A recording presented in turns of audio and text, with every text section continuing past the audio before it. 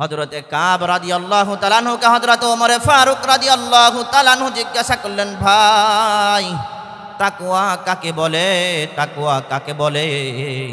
আপনি আমাকে বলেন বলেন বলেন। এবার কাব রাদিয়াল্লাহু তাআলা আনহু হযরত ওমরকে ডেকে বলেন, শুনেন, আপনি এমন একটা সরু রাস্তা, চিকন রাস্তা দিয়ে আপনি চলাচল করতেছেন, দুই পাশে কাঁটাযুক্ত গাছ, কাঁটা দুপাশে হলো কাঁটা, রাস্তাটা হলো চাপা, আপনি সেখান দিয়ে কিভাবে যাবেন? হযরত ওমর বলে, শুনো শুনো শুনো,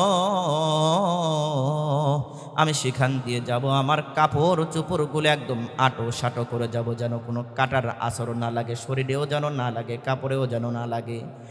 এবার কাব রাদিয়াল্লাহু তাআলা আনহু ওমরকে ডেকে বলেন, ওমর, কাটা থেকে বাঁচার জন্য যেমন ভয় করলেন, দুনিয়ার থেকে গুনাহ থেকে নিজেকে হেফাজত করার নাম হলো তাকওয়া।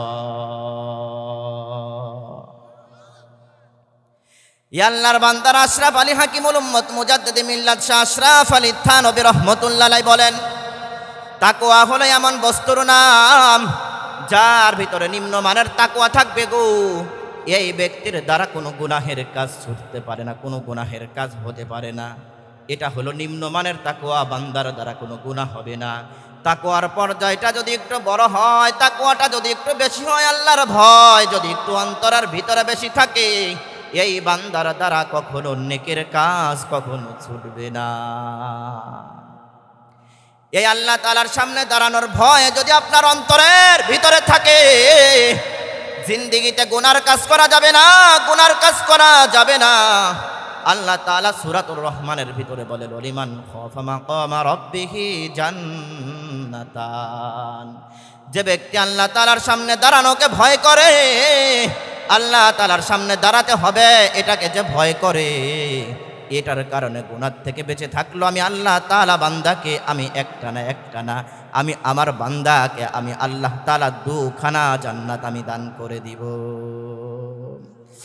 ইয়া আল্লাহর বান্দারা, খলিফাতুল মুসলিমিন হযরত ওমর ফারুক রাদিয়াল্লাহু তাআলা আনহুর জামানার কথা বলছি। হযরত ওমর ফারুক রাদিয়াল্লাহু তাআলা আনহুর পিছে একজন যুবক 2 থেকে 3 কিলোমিটার দূর থেকে এসে প্রতিদিন এসে নামাজ আদায় করে। কেন কেন কেন? আমিরুল মুমিনিন হযরত ওমরের মোহাব্বতে দূর থেকে এসে নামাজ আদায় করে এমন মুসল্লি অনেক আছেন। একজন ইমামের তেলাওয়াতটা খুব ভালো লাগে, খুব মজা লাগে। মনে করেন আপনাদের কাহালু কেন্দ্রীয় মসজিদের ইমামের তেলাওয়াতটা খুব ভালো লাগে, কোনো কাজে সেখানে গিয়েছেন, মনে চায় যে ইমামের পিছনে মাগরিবের নামাজ, ফজরের নামাজ, এশারের নামাজটা একটু আদায় করে, মনে চায় কিনা? মনে করেন এমন হয়েছে, যুবকের ভিতরে ওমর ফারুক রাদিয়াল্লাহু তাআলা আনহুর মুহাব্বত অন্তরের ভিতরে প্রবল হয়ে গেছে, অন্তরের ভিতরে বসে গেছে। এবার ওমরের পিছনে নামাজ কেন পড়বে না, কেন পড়বে না গো? আল্লাহর নবী বলেন, আমার পরে যদি কেউ নবী হতো সে হতো হযরতে ওমর। এই জন্য ওমরের মোহাব্বতে ওমরের পিছনে নামাজ আদায় করার জন্য 2 থেকে 3 কিলোমিটার দূর থেকে সে ওমরের পিছনে নামাজ আদায় করে, ইক্তেদা করে। কিন্তু যুবকের বাড়ির মাঝখানে, বাড়ির থেকে আসা আর মসজিদের মাঝখানে একটু ফাঁকা জায়গা পড়ে। রাতের বেলায়, রাতের গহীন অন্ধকারে যখন নামাজ আদায় করার জন্য যুবক আসে, এই যুবকের চেহারাটা বড় ভালো দেখতে, বড় সুশ্রী। এই যুবককে খারাপ মহিলারা বারবার কুপ্রস্তাব দেয়, কিন্তু যুবক একটা বারের জন্য রাজি হয় না। আপনারা কি শুনতেছেন? ইয়া আল্লাহর বান্দারা, দিলের কান দিয়ে কথাগুলো শুনেন। আল্লাহ তাআলাকে কেমন ভয় করা উচিত, আল্লাহ তাআলাকে কেন ভয় করবেন না, আল্লাহ তাআলাকে কিভাবে ভয় করা উচিত, শুনেন শুনেন শুনেন। এই যুবক বারবার যখন আসে, প্রতিদিন খারাপ মহিলারা বাজে প্রস্তাব দেয়, কুপ্রস্তাব দেয়, কিন্তু একদিনও রাজি হয় না। একদিনের ঘটনা, যুবককে সেদিন আর খারাপ প্রস্তাব দেয় নাই। যুবককে অনেকগুলো মহিলা মিলে ধরে নিয়ে গেছে, চোখটা বিন্দু অন্দরমহলের ভিতরে নিয়ে গেছে। আল্লাহর বান্দারা, চোখটাকে যখন খুলেছে, যুবক এবার তাকায়া দেখে অসংখ্য মহিলা তার সামনে দাঁড়ানো, যারা তাকে কুপ্রস্তাব দিত, খারাপ প্রস্তাব দিত। এবার যুবক আল্লাহ তাআলাকে ডেকে বলতেছে, রব্বুল আলামিন, আয় রব্বে কারীম, আমি তো নবী ইউসুফ নই, ও আল্লাহ তাআলা আমি তো নবী ইউসুফ নই, আমি তো পয়গম্বর ইউসুফ নই। আয় আল্লাহ তাআলা পয়গম্বর ইউসুফের ঈমানের কারণে তাকওয়ার কারণে সাতটা গেট আপনি খুলে দিয়েছেন নাকি আল্লাহ তাআলা খোলেন নাই? জোরে বলেন।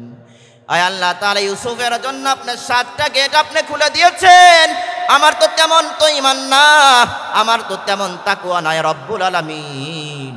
তবে আপনার কাছে দোয়া করি, আপনার কাছে আরজি করি, আয় রব্বুল আলামিন এই গুনাহের কাজ আমার দ্বারা যেন না হয় না হয় না হয়, এর আগে আমাকে আপনি দুনিয়া থেকে নিয়ে যান। এভাবে কান্না করতে করতে যুবক আল্লাহ তাআলার ভয়ে কলজা ফেটে দুনিয়া থেকে বিদায় নিয়ে চলে গেল। হযরত ওমর ফারুক রাদিয়াল্লাহু তাআলা আনহু সালাম ফেরানোর পরে যুবক যে জায়গায় বসতো যুবকের চেহারার দিকে নজর পড়ে যেত। ইয়া আল্লাহর বান্দারা মসজিদে যদি নামাজ আদায় করেন, মসজিদে 5 ওয়াক্ত যাওয়ার কারণে ইমামের সাথে ভালো একটা সম্পর্ক হয় কি হয় না? জোরে বলেন। 1 ওয়াক্ত যদি আপনি মসজিদে না যান, ইমাম আপনাকে খুঁজে, মুখে না বললে অন্তরে অন্তরে খুঁজে, অমুক চাচাকে কেন দেখি না, অমুক যুবককে কেন দেখি না, অমুক ভাইকে কেন আমি দেখতে পাই না। যুবক এভাবে ইমাম অন্তরে অন্তরে যুবককে আর ওই মুসল্লিকে কিন্তু খোঁজে। হযরত ওমর ফারুক বারবার সালাম ফেরানোর পরে যুবকের দিকে চেহারা পরে সাহাবীদেরকে জিজ্ঞাসা করে, আচ্ছা কয়দিন যাবত এখানে একটা যুবক নামাজ আদায় করতো, তাকে তো আমি দেখতে পাচ্ছি না, তাকে দেখতেছি না। এবার সাহাবীরা বলেন, খলিফাতুল মুসলিমিন কয়েকদিন পূর্বে যুবক ইন্তেকাল করেছে, কিভাবে মারা গেল? চলো চলো চলো, যুবকের কবরটা জিয়ারত করার জন্য আমি সেখানে যেতে চাই। কি বুঝলেন? ওমর ফারুক রাদিয়াল্লাহু তাআলা আনহু যুবককে ভালোবাসে নাকি ভালোবাসে না? ভালো যদি নাই বাসে, তাহলে কেন যুবকের কবর জিয়ারত করার জন্য কেন যেতে চান? এজন্য ইমামদের সাথে ভালো মোহাব্বত রাখবেন, ভালো আচরণ করবেন। আপনার বাড়ির লোক বলার প্রয়োজন পড়বে না। ইমাম আপনার ভালোবাসায় আপনার কবর জিয়ারত করার জন্য ইমাম দৌড়ায় যাবে। সুবহানাল্লাহ। ওমর ফারুক রাদিয়াল্লাহু তাআলা আনহু এবার বলে, ঠিক আছে চলো চলো চলো, আমাকে নিয়ে চলো। যুবকের বাড়িতে যাওয়ার পরে আওয়াজ করতেছে, দরজায় সালাম দিয়েছে। এরপরে বুঝেছেন, দরজায় কড়া নাড়ার পর ভিতর থেকে আওয়াজ আসলো, কে ডাকে কে ডাকে কে ডাকে? এবার যুবকের ভাই দরজা খুলে দিল, বলে এটা না অমুক যুবকের বাড়ি। বলে হ্যাঁ হ্যাঁ হ্যাঁ, তাহলে তোমার ভাই কিভাবে মারা গেল বলো বলো বলো। বলে আপনার পিছনে নামাজ পড়ার জন্য আমার ভাই রাতের অন্ধকারেও ছুটে ছুটে চলে যাইতো। একদিনের ঘটনা, মহিলারা প্রতিদিন তাকে কুপ্রস্তাব দেয়, আমার ভাই একদিনও রাজি হয় না। কিন্তু আমার ভাইকে সেদিন আর কোনো প্রস্তাব দেয় নাই। আমার ভাইকে হাত বেঁধে চোখ বেঁধে অন্দরের মহলের ভিতরে নিয়ে গেছে। যখন অন্দরে মহলের ভিতরে নিয়ে গেছে, আল্লাহ তাআলাকে ডাক দিছে।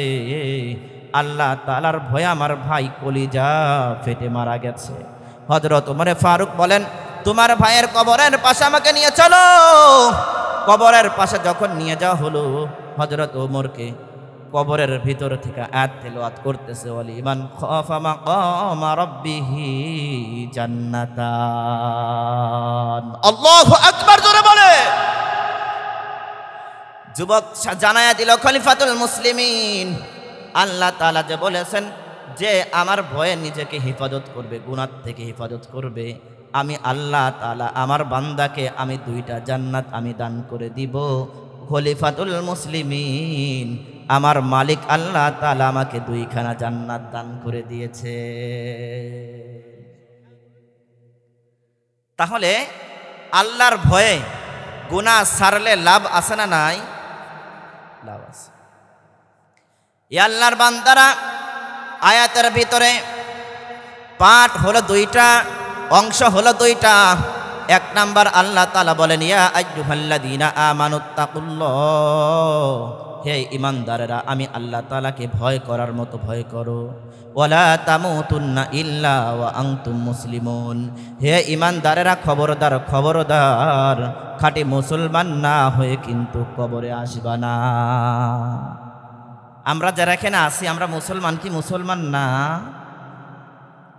মাত্র 2-1 বললেন, জোরে বলেন। আপনাদের কি সন্দেহ আছে? নিজেদের পরিচয় দিতে কি লজ্জাবোধ করেন? তাহলে তো জবান খুলে তো বলতে পারলেন না বলেন আমরা ইমানদার মুসলমান, জোরে বলে। এই কথাটা বলতে অনেকেই হীনমন্যতার শিকার হয়, অনেকেই লজ্জাবোধ করে আমার মনে হয়। তাহলে বলবেন আল্লাহ তাআলা কেন আমাদেরকে মুসলমান হতে বললেন, খাঁটি মুসলমান না হয়ে কেন কবরে যাইতে না করলেন? এ আল্লাহর বান্দারা আলোচনা একটু গভীর মনোযোগ দেন। আল্লাহ তাআলা বলেন আর রহমান আল্লামাল কুরআন খলাকাল ইনসান। আল্লাহ তাআলা বলেন রহমান হলেন তিনি, কোরআন শিক্ষা দিয়েছেন যিনি, মানুষ সৃষ্টি করেছেন তিনি। হে আল্লাহর বান্দারা, আমরা দেখি মানুষ আগে জন্মগ্রহণ করে, এরপরে কোরআন শিক্ষা করে। মুফাসসির ইকরাম লিখেছেন, হে আল্লাহর বান্দারা, মানুষের ঘরে জন্ম নিলেই মানুষ হওয়া যায় না। মানুষের ঘরে জন্ম নিলে শুধুমাত্র কেবলমাত্র বংশগত মানুষ হওয়া যায়, আকৃতিতে মানুষ হওয়া যায়। আর আল্লাহ তাআলার কাছে আকৃতিতে মানুষের কোনো দাম নাই, কোনো মূল্য নাই। আমার আল্লাহ তাআলার কাছে গুণগত মানুষের বড় দাম। এই জন্য গুণগত মানুষের গুণ অর্জন করার জন্য আল্লাহ তাআলা এখানে আমাদেরকে নির্দেশ করেছেন, আল্লাহ তাআলা আমাদেরকে আদেশ করেছেন। এই জন্য আল্লাহ তাআলা এখানে বোঝাতে চান বংশগত মানুষের কোনো দাম নাই, কোনো দাম নাই। গুণগত মানুষের হলো দাম, গুণগত মানুষের হলো দাম। এজন্য আকৃতিতে আপনি যেমন কাফেরকেও দেখতে তেমন, ইহুদিকে দেখতেও তেমন, খ্রিস্টানকে দেখতেও তেমন, বৌদ্ধকে দেখতেও তেমন। এই জন্য মুসলমানিত্ব অর্জন করতে হবে আমার ভাইয়েরা। একজন ডক্টরের ছেলে ততক্ষণ পর্যন্ত নিজের নামের আগে ডক্টর বসাইতে পারে না, যতক্ষণ না পর্যন্ত ডক্টরের ডিগ্রি অর্জন না করে। একজন ইঞ্জিনিয়ারের ছেলে ততক্ষণ পর্যন্ত নিজের নামের আগে ইঞ্জিনিয়ার ডিগ্রিটা বসাইতে পারে না। একজন ম্যাজিস্ট্রেটের ছেলে কখনো নিজের নামের আগে ম্যাজিস্ট্রেট বসাইতে পারে না। উকিলের ছেলে কখনো উকিল বসাইতে পারে না। কখন বসাইতে পারে? যখন ডিগ্রি সে অর্জন করতে পারে। ঠিক কিনা জোরে বলেন। আমরা সবাই হলাম বংশগত মানুষ, বংশগত মানুষ। আল্লাহ তাআলার কাছে বংশগত মানুষের কোনো দাম নাই, কোনো দাম নাই। আল্লাহ তাআলার কাছে গুণগত মানুষের বড় দাম। গুণগত মানুষের দামের কারণে আল্লাহ তাআলা মানুষকে ফেরেশতার থেকে দামি বানায়া দেয়। এই জন্য গুণগত মানুষ হওয়ার জন্য কোরআনের বিদ্যা ছাড়া গুণগত মানুষ হওয়া সম্ভব না। এই জন্য আল্লাহ তাআলা বললেন আমি কোরআন শিখাইছি, আমি কোরআন দিছি, এরপর আমি মানুষ বানাইছি, মানুষ বানাইছি। ইয়া আল্লাহর বান্দারা একটু চিন্তা করে দেখেন, নিজেকে আল্লাহ তাআলা বললেন ইয়া আইয়ুহাল্লাযীনা আমানু কু আনফুসাকুম ওয়া আহলিকুম নার। হে ঈমানদারেরা, নিজেরা জাহান্নামের আগুন থেকে বাঁচো এবং পরিবার পরিজন যারা রয়েছে সকলকে জাহান্নামের আগুন থেকে বাঁচাও। আল্লাহ তাআলা কি বললেন? নিজে জাহান্নামের আগুন থেকে বাঁচো, পরিবার পরিজন যারা রয়েছে সকলকে জাহান্নামের আগুন থেকে বাঁচাও। আমার আলোচনা আপনারা বুঝতেছেন? নিজে জাহান্নামের আগুন থেকে বাঁচেন। এই যে এবছর যে শীত যাচ্ছে, আচ্ছা বলেন তো অন্য বছরের তুলনায় কম নাকি বেশি? মুরব্বীদের কথা, আমাদের জীবনে এমন শীত দেখি নাই। তিরমিজি শরীফ হাদিস নাম্বার 2592, قال النبي صلى الله عليه وسلم اشتكت النار إلى ربها وقالت أكل بعضي بعضا। জাহান্নামকে আল্লাহ তাআলা, জাহান্নাম আল্লাহ তাআলার কাছে শিকায়েত করলো, অভিযোগ করলো, রব্বুল আলামিন আমার এক অংশ আর এক অংশকে খেয়ে ফেলতেছে। আল্লাহ তাআলা জাহান্নামকে বললেন, জাহান্নাম তোমার ভিতর থেকে দুইটা নিঃশ্বাস তুমি ছেড়ে দাও, দুইটা প্রশ্বাস তুমি ছেড়ে দাও। জাহান্নাম ভিতর থেকে দুইটা নিঃশ্বাস ছাড়ে গো, একটা হলো শীত আর একটা হলো গরম। কেমন শীত, কেমন শীত লক্ষ্য করেছেন? আরে আমাদের দেশে তো তেমন কোনো শীতই না। এই জাহান্নামের নিঃশ্বাসের কারণে বিভিন্ন দেশের ভিতরে কিন্তু বরফ জমে যায়, বিভিন্ন দেশে বরফ হয়ে যায়। এই বরফটা হচ্ছে, এটা হলো জাহান্নামের নিঃশ্বাস। জাহান্নামের কি বলেন? নিঃশ্বাস। জাহান্নামের তীব্র গরম, গরমটাও হলো জাহান্নামের নিঃশ্বাস। দুইটা হাওয়া জাহান্নামের ভিতর থেকে ছেড়ে দেয়। এটা ব্যাখ্যার জন্য একটু বুঝাই। মহিলারা ভাত রান্না করে, গ্যাসে বলেন আর কুকারে বলেন, যেটাতেই বলেন না কেন, ভাত রান্না যখন করে, যখন বলকানি আসে একটা বাষ্প ওঠে, ওঠে কি ওঠে না? উপরে হাত দিলে, বাষ্পের উপরে হাত দিলে একটু তাপ লাগে, সে তাপটা মোটামুটি সওয়া যায়, বাষ্পটা সওয়া যায়, কিন্তু পাতিলের ভিতরে যেটা আছে এটার ভিতরে হাত দিলে কি সওয়া যাবে? আচ্ছা, পাতিলেটার তাপ বেশি নাকি বাষ্পের তাপ বেশি? তাহলে চিন্তা করে দেখেন যে দুনিয়াতে দুইটা নিঃশ্বাস ছাড়তেছে জাহান্নাম, একটা হলো ঠান্ডা আর একটা হলো গরম। এটাই আমরা সহ্য করতে পারি না। নিঃশ্বাসই যদি এমন হয় তাহলে ভিতরের অবস্থা কেমন? পাতিলের বাষ্প যেমন, ভিতরের অবস্থা যেমন, ঠিক তেমনইভাবে দুনিয়ার ঠান্ডা আর গরম যেমন, জাহান্নামের ভিতরের গরম আর ঠান্ডা হলো তেমন। আল্লাহর নবী সাল্লাল্লাহু আলাইহি ওয়াসাল্লাম সাহাবায়ে কেরামকে বললেন, ও সাহাবীরা, শুনো শুনো শুনো, জাহান্নামের তাপ কেমন হবে তোমরা কি জানো? তোমরা যে আগুনগুলো ব্যবহার করো, এই আগুন হলো জাহান্নামের 70 ভাগের 1 ভাগ। কত ভাগের 1 ভাগ? 70 ভাগের 1 ভাগ যদি এমন হয় তাহলে জাহান্নামের আগুনের তাপটা কেমন? এই জন্য আল্লাহ তাআলা সূরাতুত তাহরিমের ভিতরে বলেন, 6 নম্বর আয়াতের ভিতরে বলেন, ইয়া আইয়ুহাল্লাযীনা আমানু ও আনফুসাকুম ওয়া আহলিকুম নার। হে ঈমানদারেরা, নিজেরা জাহান্নামের আগুন থেকে বাঁচো এবং পরিবার পরিজন যারা রয়েছে সকলকে জাহান্নামের আগুন থেকে বাঁচাও। ওয়াকুদুহান নাসু ওয়াল হিজারা, যার ইন্ধন হবে, যার জ্বালানি হবে মানুষ এবং পাথর।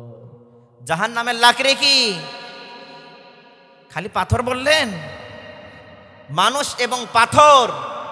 আমরা চুলা জ্বালাই, হয় গ্যাস ব্যবহার করি অথবা লাকড়ি ব্যবহার করি অথবা খড়কুটা ব্যবহার করি, আর জাহান্নামকে জ্বালানোর জন্য আল্লাহ তাআলা মানুষ আর পাথর ব্যবহার করবেন। মানুষ আর পাথর। কলিজাকে একটা বারের জন্য কাঁপে না? আমি কোথায় যাচ্ছি, আমি কি কাজগুলো করতেছি? মানুষ কত কষ্ট করে, মানুষ কত ত্যাগ স্বীকার করে একটা সন্তানের জন্য, মাথার ঘাম পায়ে ফেলে, রোদ বৃষ্টিকে উপেক্ষা করে সারা দিন মাঠের ভিতরে পড়ে থাকে। তার স্বপ্ন হলো তার সন্তান। ঠিক কিনা বলেন? ঠিক কিনা বলেন? তার স্বপ্ন হলো তার সন্তান। এই ফ্যামিলির দিকে তাকিয়ে, এই সন্তানের দিকে তাকিয়ে, সন্তানের ভবিষ্যতের জন্য বিদেশে পাড়ি জমান। তার স্বপ্ন হলো তার সন্তান, তার স্বপ্ন হলো তার সন্তান। আজকে যখন ঢাকার থেকে আসতেছিলাম, একই সাথে বসা, একই সিটে বসা, একটা লোক তার ছেলের জন্য ঢাকাতে গিয়েছে, সেনাবাহিনীর চাকরি, আমার কাছ থেকে দোয়া চাইলেন। বললাম ঠিক আছে, আল্লাহ তাআলা আপনার মনের আশাটা পুরা করুক। তিনি অনেক গল্পই করলেন। তার মুলাক্ষাস কথা, তার সার নির্যাস কথা হলো তার স্বপ্ন হলো তার সন্তান। আমাদের প্রত্যেকের অবস্থা ঠিক এমন, ঠিক কিনা বলেন? আচ্ছা, দুনিয়ার হায়াত কতদিন? 60-70 বছরের মাঝামাঝি। মাদ-দুনিয়া ফিল আখিরাতি ইল্লা মিথলু আহাদুকুম ইসবাহু ফিল ইয়াম্মি ফানদুর বিমাযা ইয়ারজি'। রাসূল কারীম সাল্লাল্লাহু আলাইহি ওয়াসাল্লাম বলেন, দুনিয়াটা হলো আখিরাতের তুলনায় এতটুকু। তোমাদের মধ্যে কেউ সাগরের ভিতরে তার আঙ্গুলটাকে ডুবাইছে, আঙ্গুলটাকে উঠাইছে, আঙ্গুলের মাথায় যতটুকু পানি আসছে, এটা হলো দুনিয়া। এটা হলো কি? আপনারা আমার মনে হয় আলোচনা বুঝতেছেন না। এটা হলো দুনিয়া, আর সাগরের ভিতরে যতটুকু আছে এটা হলো আখিরাত। এটা হলো আখিরাত, এটা হলো আখিরাতের জীবন। তাহলে দুনিয়ার এই কয়েক বছরের জন্য সব কিছু বিসর্জন দিচ্ছেন ছেলের জন্য। আচ্ছা, একটা বারের জন্য কি ভেবেছেন আমার ছেলে কি জান্নাতে যাচ্ছে নাকি জাহান্নামে যাচ্ছে? এটা কি কখনো ভেবেছেন? ইয়া আল্লাহর বান্দারা, আল্লাহ তাআলা এই জন্য তো বললেন, হে ঈমানদারেরা, নিজেরা জাহান্নামের আগুন থেকে বাঁচো এবং পরিবার পরিজন যারা রয়েছে সকলকে তোমরা জাহান্নামের আগুন থেকে বাঁচাও। হে ঈমানদারেরা, আলা কুল্লুকুম রাঈন ওয়া কুল্লুকুম মাসউলুন আন রাইয়াতিহি। আল্লাহর নবী বলেন, তোমরা সকলেই হলো দায়িত্বশীল, আর আল্লাহ তাআলার সামনে তোমাদের দায়িত্বের কিন্তু জবাবদিহি করতে হবে। এই সন্তানটাকে আল্লাহ তাআলা আপনার কাছে আমানত হিসাবে আল্লাহ তাআলা আপনার কাছে পেশ করেছেন। তাকায়া দেখেন আপনার মতো মানুষ অনেকের আল্লাহ তাআলা সন্তান দেয় নাই। এমন মানুষ নাই? মুসলিম শরীফ হাদিস নাম্বার 6648 নাম্বার হাদিস। আল্লাহর নবী বলেন, মা মিন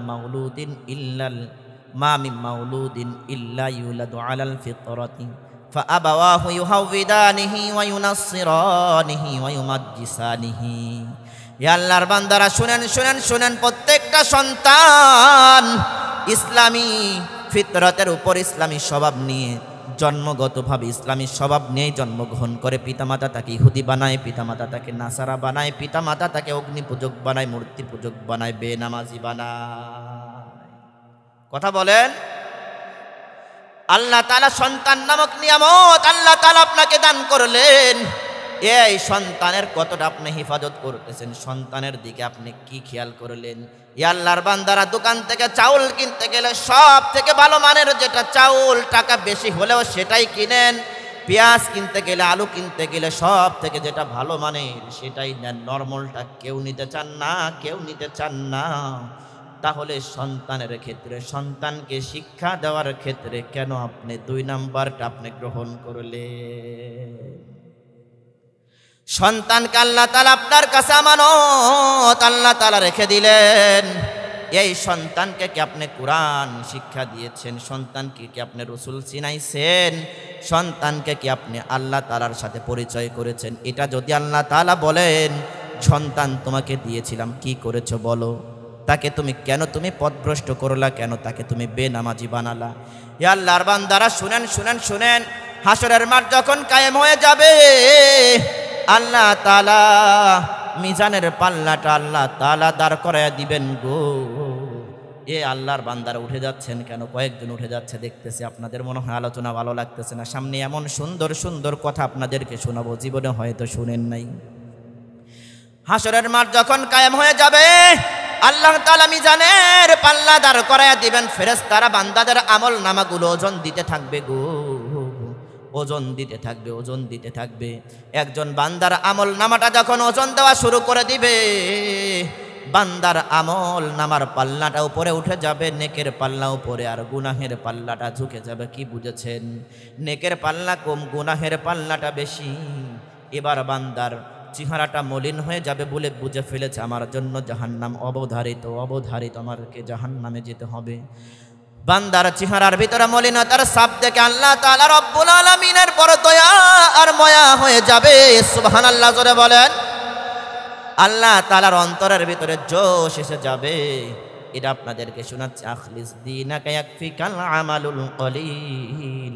অল্প আমলই নাজাতের জন্য যথেষ্ট হইবে। মেরকাতের ব্যাখ্যা গ্রন্থ মেরকাত কিতাবের ভিতরে মোল্লা আলী কারি রহমতুল্লাহ আলাইহি ঘটনাটা উল্লেখ করেছেন। এবার আল্লাহ তাআলা ফেরেশতাদেরকে ডেকে বলবে, ও ফেরেশতারা, তোমরা এই বান্দার আমল নামা কি ওজন করেছো? আল্লাহ তাআলা জানে কি জানে না জোরে বলেন। এরপরে আল্লাহ তাআলা আবার জানাইতে চান, তোমরা কি ওজন করেছো? বলে, আয় রব্বুল আলামিন, ওজন করা শেষ। বলে, কি ফলাফল এসেছে? বলে, আয় রব্বুল আলামিন, বান্দার নেকের পাল্লা বড় কম, গুনাহের পাল্লা বেশি হয়ে গেছে। আল্লাহ তাআলা বলবেন, আমার বান্দার আমল নামাটা আবার ওজন করো। সুবহানাল্লাহ জোরে বলেন। আবার যখন ওজন করার জন্য ফেরেশতারা যখন মিজানের পাল্লাটাকে আবার টান দিবে, এবার আল্লাহ তাআলা তার কুদরতি হাতখান থেকে কিছু মাটি আমলের পাল্লার ভিতরে রেখে দিবেন। এবার আমলের পাল্লাটা ঝুঁকে যাবে, গুনাহের পাল্লাটা উপরের দিকে উঠে যাবে। এবার বান্দার চেহারার ভিতরে মলিনতার কোনো ছাপ আর দেখা যায় না। বান্দার চেহারার ভিতরে বড় হাসি উজ্জ্বল চেহারা নিয়ে রবের দিকে তাকাবে আর বলবে, রব্বুল আলামিন, কিছুক্ষণ পূর্বেই তো আমার আমল নামাটাকে যখন ওজন করা হলো, আমার নেকের পাল্লাগুলো কম আর গুনাহের পাল্লা হলো বেশি। রব্বুল আলামিন এটা কোন মাটি আপনি দিলেন, কোন মাটি আপনি দিলেন যার কারণে আমার নেকের পাল্লাটা ঝুঁকে গেল। এবার আল্লাহ তাআলা ডেকে বলবে, বান্দা তোমার কি মনে পড়ে গো, তুমি একজন বান্দার জানাজায় গিয়েছিলা, মনে করেন কাহালু থানাতে আপনারা গিয়েছেন, এটা তো আপনাদের প্রপারে না, একটু ভিতরে, ঠিক কিনা বলেন? মনে করেন কাহালুতে গিয়েছেন অথবা বগুড়া সদরে আপনারা গিয়েছেন, কোনো কাজের জন্য গিয়েছেন, সেখানে গিয়ে দেখলেন একজন বান্দার জানাজা হাজির হয়ে গেছে। মুসলমান ইমানদার হওয়ার জন্য আপনার দিলের ভিতরে একটু দরদ আমার মুসলমান ভাইয়ের জানাজায় একটু শরীক হয়ে যায়। এরকম হয় কি হয় না? ইচ্ছা নাই, ইচ্ছা ছিল না যে জানাজায় যাবো, যাওয়ার পরে জানাজায় শরীক হয়ে গেছেন, এরকম অনেক সময় হয়। তো আল্লাহ তাআলা বলবেন, তোমার কি মনে পড়ে তুমি ওই বান্দারা জানাজায় তুমি শরীক হয়েছিলে, তোমার বন্ধুও ছিল না, তোমার আত্মীয় স্বজনও ছিল না, তোমার কিছুই হতো না, তোমার কিছুই লাগতো না, সম্পর্কও ছিল না, তুমি তাকে চিনতেও না, জানতাও না। ও বান্দা, ওই বান্দারা জানাজায় তুমি শরীক হয়েছিলে আমি আল্লাহ তাআলাকে খুশি করার জন্য। সুবহানাল্লাহ বলেন। ওই বান্দারা জানাজায় শুধু শরীক হয়েছে, ব্যাপারটা এমন না, এমন না। বান্দার জানাজা শেষ হওয়ার পর তার কবরে পর্যন্ত তুমি গিয়েছিলা, তার কবরের ভিতরে তুমি মাটিও দিয়েছো। ও বান্দা, তুমি ইচ্ছা করলে জানাজা শেষ তুমি সেখান থেকে চলে যেতে পারতা, কিন্তু তুমি তো যাও নাই বান্দা। ওই বান্দার কবরের ভিতরে তুমি মাটি দিয়েছিলা, ইখলাসের সাথে দিয়েছিলা। এই আমলটাকে আমি আল্লাহ তাআলা বড় পছন্দ করেছি, বড় ভালোবেসেছি। এই আমলের কারণে যাও যাও যাও, সেই মাটিটাকে আমি আল্লাহ তাআলা সংরক্ষণ করে রেখে দিয়েছিলাম, আজকে তোমার নাজাতের জরিয়া বানায়া দিলাম। ইয়া আল্লাহর বান্দারা, দারুল উলুম মঈনুল ইসলাম মাদ্রাসাটা এখানে হয়েছে, আপনারা খুশি নাকি বেজার? জোরে বলেন। ইয়া আল্লাহর বান্দারা, খুশি কেন হবেন না? কেন হবেন না? মাদ্রাসা যারা করেছে তাদেরকে তো বড় ধন্যবাদ দেওয়া দরকার। কারণ বর্তমানে শিক্ষা ব্যবস্থা যেমন পরিণতি হয়ে যাচ্ছে, যেমন করুণ অবস্থা আপনারা দেখেছেন, আপনারা শুনেছেন, আপনারা পত্রপত্রিকাতে দেখতেছেন, বিশেষ করে সোশ্যাল মিডিয়াতে আপনারা দেখতেছেন, ফেসবুকে দেখতেছেন। ইয়া আল্লাহর বান্দারা, শিক্ষা হলো একটা জাতির মেরুদণ্ড, শিক্ষা হলো একটা জাতির মেরুদণ্ড। একটা কুচক্রী মহল জাতির মেরুদণ্ডকে ভাঙ্গার জন্য সর্বদা চেষ্টা করতেছে, ঠিক কিনা জোরে বলেন? সর্বদা মুসলমানের সন্তানকে কিভাবে নাস্তিক বানানো যায়, কিভাবে মুরতাদ বানানো যায়, কিভাবে বেঈমান বানানো যায়, এই জন্য সর্বক্ষণ চেষ্টা করতেছে। আমি ওদিকে যাব না। আপনারা সচেতন মানুষ, সব কিছু আপনারা জানেন, আপনারা সচেতন অভিভাবকের জন্য আপনাদেরকে জানানোর জন্য আপনাদেরকে আবার কথাগুলো আমি রিপিট করতেছি। একটা কথা বারবার বলতে হয়, কারণ এগুলো আমরা সেভাবে বড় বড় উলামায়ে কেরাম জানিয়েছেন, তাদেরকে হয়তো পদক্ষেপ নিচ্ছেন, কিন্তু আপনারা সচেতন মানুষ, আপনাদেরকে একটু জানাতে চাই, আপনাদের বিবেকের কাছে প্রশ্ন রাখতে চাই। আচ্ছা, ভুল কি মানুষ একবার হয়তো হতে পারে, কিন্তু শুধুমাত্র ইসলাম নিয়ে কেন ভুল হবে, অন্য ধর্ম নিয়ে কেন হয় না? ক্লাস 3-এর ভিতরে, ক্লাস 3-এর ইসলাম শিক্ষা বইয়ের ভিতরে একবার নয়, দুইবার নয়, কেন ক্লাস 3-এর ইসলাম শিক্ষা বইয়ের ভিতরে মূর্তির ছবিটা কেন আসলো আপনারা বলেন? আচ্ছা, ভুল করে তো একটা বারের জন্য মুসলমানদের মসজিদ, মুসলমানদের মিনার, মুসলমানদের কোরআন শরীফের ছবি একটা বারের জন্য তো হিন্দু ধর্মের বইয়ের ভিতরে গেল না? গেছে? এটা একটা কুচক্রী মহল এই দেশের ভিতরে একটা ফিতনা লাগাইতে চায়, এ দেশের ভিতরে অরাজকতাকে তারা সৃষ্টি করতে চায়, মুসলমানের সন্তানদেরকে তারা নাস্তিক বানাইতে চায়, মুরতাদ বানাইতে চায়। মুসলমান উলামায়ে কেরাম, এদেশের উলামায়ে কেরাম যতদিন জীবিত আছে, ইমানদার মুসলমানেরা যতদিন জীবিত আছে, ততদিন তাদের এই স্বপ্নকে বাংলার জমিনে বাস্তবায়িত করতে দেওয়া হবে না, করতে দেওয়া হবে না, করতে দেওয়া হবে না। ইয়া আল্লাহর বান্দারা, আপনারা দেখেছেন ট্রান্সজেন্ডার নামে সেই হযরতে লূত আলাইহিস সালাতু ওয়াস সালামের অবাধ্য উম্মতদের সেই কৃষ্টি কালচার, ট্রান্সজেন্ডার নামে সমকামিতার সেই ভাইরাসটা তারা আজকে মুসলমানদের ভিতরে, এই দেশের ভিতরে ঢুকাইতে চায়। আশেপাশে অমুসলিম থাকতে পারেন, আরে ভাই, এটা শুধু মুসলমানদের সমস্যা না, এটা আপনাদের সমাজের জন্য ভাইরাস, এটা দেশের জন্য ভাইরাস, এটা জাতির জন্য ভাইরাস, ঠিক কিনা জোরে বলেন। হযরতে লূত আলাইহিস সালাতু ওয়াস সালামের সময় পুরুষে পুরুষে জিনা, সি সি সি, যেটা আমার দেশের কুকুর পর্যন্ত করে না, কুকুর পর্যন্ত করে না, ঠিক কিনা জোরে বলেন। হযরতে লূত আলাইহিস সালাতু ওয়াস সালাম বারবার তাদেরকে বুঝিয়েছেন, যখন তারা মানে নাই, যখন তারা বুঝে নাই, আল্লাহ তাআলা হযরতে জিবরাইল আলাইহিস সালাতু ওয়াস সালামের মাধ্যমে পুরা জমিনটাকে উল্টায়া দিলেন। আজকে জর্ডানের সেটা ডেড সি বা মৃত সাগর, ঠিক কিনা বলেন। অপরাধ করবে কয়েকজন, কিন্তু আযাব যখন আসবে শুধুমাত্র এই কয়েকজনের উপরে কিন্তু সীমাবদ্ধ থাকে না, পুরা জাতির উপরেই কিন্তু আল্লাহ তাআলার গজব আসে। এজন্য আপনারা সচেতন নাগরিক, আপনাদের একটা কথাই আপনাদের কাছে উদারতা আহ্বান জানাবো, আমি আমিরুল ইসলাম আরিফি, আপনাদের সন্তানদেরকে সুশিক্ষায় শিক্ষিত করুন। আপনাদেরকে বলতেছি না যে আপনাদের সন্তানকে আপনারা ডক্টর, ইঞ্জিনিয়ার, উকিল, ব্যারিস্টার, লয়ার এটা বানাতে পারবেন না, আমি এটা বলি না। হ্যাঁ, দরকার আছে আপনারা বানান। এর আগে একটা কথা আপনাদেরকে বলে যাই, আপনি মুসলমান, সর্বপ্রথম আপনার সন্তানকে আপনারা মুসলমান বানান। এটা প্রত্যেকটা পিতা মাতার ইমানি দায়িত্ব, তার সন্তানকে ইমানদার বানানো, তার সন্তানকে নামাজি বানানো। আপনার সন্তান কেন বাঁচান, কেন যুবক ভাই আপনার সন্তান কেন বেনামাজি হবে? ও মা, আপনার সন্তান কেন বেনামাজি হবে? আপনি যদি নামাজি হতেন, মা, যুবক ভাই, মুরব্বী বাবাজিরা, আপনারা যদি নামাজি হতেন, আপনার সন্তান, আপনার নাতি আপনার হাত ধরে এই মসজিদের প্রথম কাতারের মুসল্লি হয়ে যেত, প্রথম কাতারের মুসল্লি হয়ে যেত, ঠিক কিনা জোরে বল। এই জন্য তো রাসূল কারীম সাল্লাল্লাহু আলাইহি ওয়াসাল্লাম বলেন, প্রত্যেকটা সন্তান ইসলামী ফিতরাতের উপরে জন্মগ্রহণ করে। পিতা মাতা তাকে ইহুদি বানায়, পিতা মাতা তাকে নাসারা বানায়, পিতা মাতা তাকে মূর্তি পূজক বানায়, অগ্নি পূজক বানায়, পিতা মাতাই তাকে বেনামাজি বানায়, ঠিক কিনা জোরে বলেন। এই জন্য আল্লাহ তাআলা বলেন, হাক্কা তুকাতিহি ওয়ালা তামুতুন্না ইল্লা ওয়া আনতুম মুসলিমুন। আপনারা কি রাগ করতেছেন? এই কথাগুলো মনের আবেগ নিয়ে কথাগুলো বললাম বাজান। বর্তমানে এমন অবস্থা, আপনার সন্তানকে কি শিক্ষা দিচ্ছেন, এটা আপনি সচেতন অভিভাবক হিসাবে এটা আপনার দেখার দরকার, এটা আপনার জানার দরকার, এটা আপনার বুঝার দরকার, ঠিক কিনা বলেন। এটা প্রত্যেকটা অভিভাবকের দায়িত্ব।